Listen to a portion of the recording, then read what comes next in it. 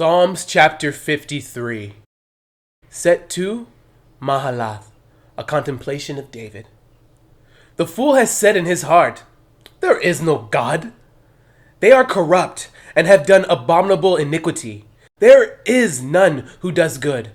God looks down from heaven upon the children of men to see if there are any who understand, who seek God.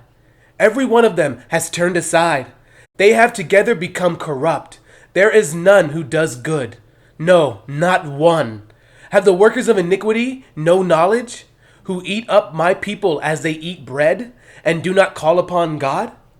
There they are, in great fear, where no fear was, for God has scattered the bones of him who encamps against you. You have put them to shame, because God has despised them. Oh, that the salvation of Israel would come out of Zion!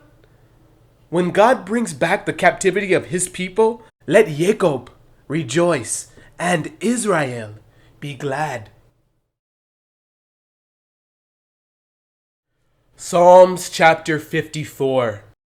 A contemplation of David when the Ziphites went and said to Saul, "Is David not hiding with us?"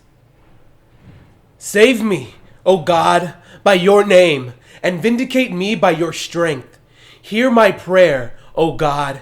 Give ear to the words of my mouth. For strangers have risen up against me, and oppressors have sought after my life. They have not set God before them.